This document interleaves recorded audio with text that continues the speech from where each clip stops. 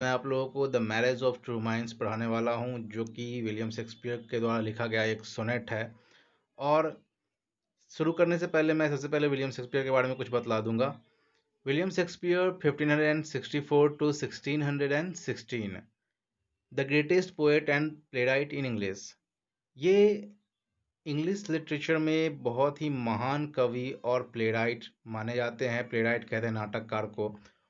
was the third of 8 children born to a glovemaker in Stratford upon Avon in England। और England में स्टार्टफोर्ड upon Avon नाम का एक जगह है जहां इनका जन्म हुआ था, एक ग्लव मेकर के परिवार में। और इस परिवार में मतलब कि इनके माता पिता के 8 बच्चे थे, जिनमें से इनका नंबर जो था वो थर्ड था। ही मैरिड एन हैथवे, इनकी शादी हुई एन हैथवे से 8 years इज सीनियर, जो कि 8 साल इनसे सीनियर थी। And soon moved to London, और फिर जल्द ही वो लंदन चले गए। Within few years he was well known as a leading actor and playwright. और कुछ ही समय में जो है वहाँ, कुछ ही वर्षों में वो जा करके जो है वहाँ लीडिंग एक्टर और प्लेराइट बन गए। His great tragedies include Hamlet 1602, Othello 1604, King Lear 1605 and Macbeth 1606। तो ये सब इनका जो है वो ग्रेट ट्रेजेडीज माना जाता है, महानतम ट्रेजेडीज। ट्रेजेडीज होता क्या है? तो ये नाटक होता है जो दुख से भरा हुआ होता है, दुख वाले फीलिंग को इसमें ज़्यादा बतलाया जाता है। तो किंग लियर और मैकबेथ ये सब क्या है? इनके द्वारा लिखा गया ट्रेजेडीज है। ही रोट 154 सोनेट्स, तो इन्होंने जो है 154 सोनेट्स लिखे हैं, जिसमें से अभी जो हम लोग पढ़ने वाले हैं वो 116वां है। Some of them are addressed to an attractive young man. और जितने भी सोनेट्स है उसमें से कुछ सोनेट्स जो है वो एड्रेस किया गया है, संबोधित किया गया है किसको? तो एक अट्रैक्टिव यंग मैन है, ठीक है, जिनका नाम है तो नहीं दिया गया है, बस कहा गया है कि अर्ल ऑफ साउथहैम्पटन थे वो, जिनसे जो है पोएट शादी करने के लिए अर्ज करते हैं, विनती करते हैं। Others to a mysterious dark lady, और बाकी जो है उसको उन्होंने मिस्टीरियस डार्क लेडी को संबोधित किया है। A love triangle two man to a woman is suggested in a number of sonnets. और बहुत सारे सोनेट्स में जो है एक लव ट्रायंगल देखने को मिलता है, जिसमें 2 पुरुष हैं और एक महिला है।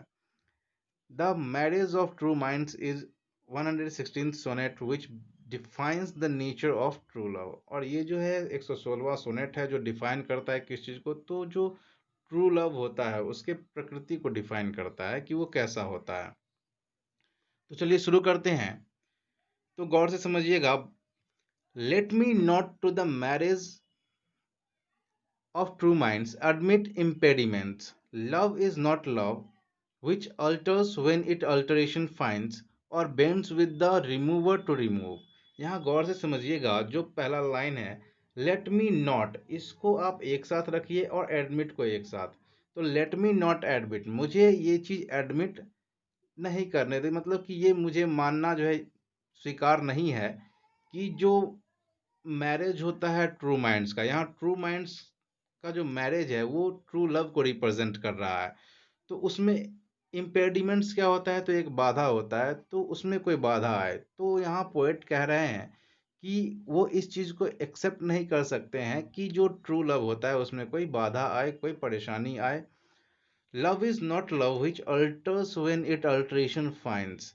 आगे कहते हैं कि वो प्यार प्यार ही नहीं है जिसमें कुछ न कुछ बदलाव जो है देखने पर वो बदल जाए। मतलब अगर एक प्रेमी अपने दूसरे प्रेमी में कुछ बदलाव देख करके बदल जाता है तो वो प्यार प्यार नहीं है। और bends with the remover to remove, और मान लीजिए अगर कोई प्रेमी छोड़कर चला जाता है तो वो भी मूव ऑन कर ले, तो ये चीज क्या है? ये चीज प्यार नहीं है।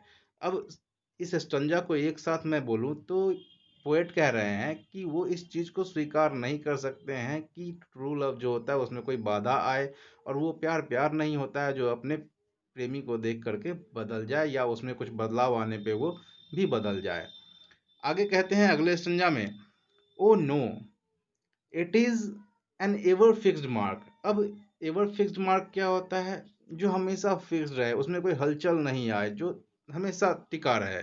जैसे मान लीजिए आकाश में ध्रुव तारा है तो वो उसमें कोई हलचल नहीं होती, वो हमेशा फिक्स रहता है।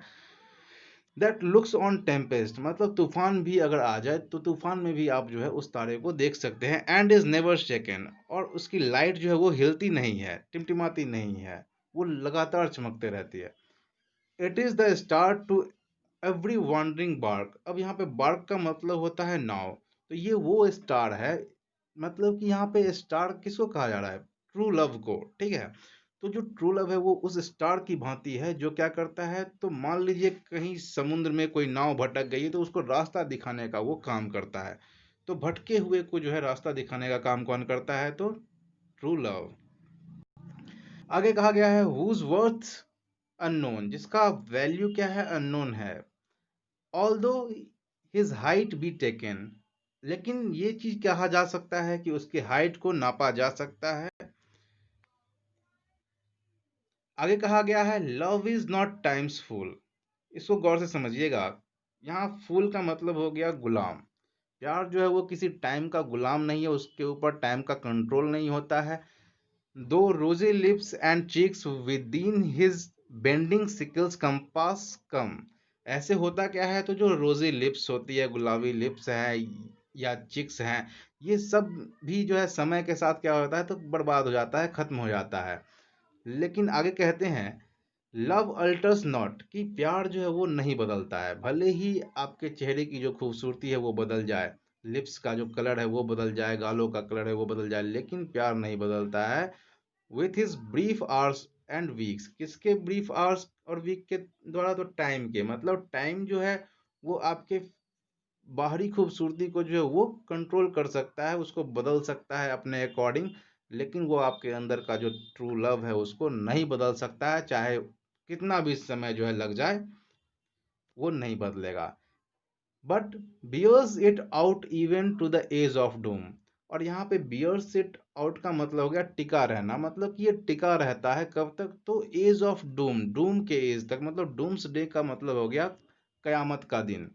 तो उस समय तक ये अनंत तक जो है टिका रहता है।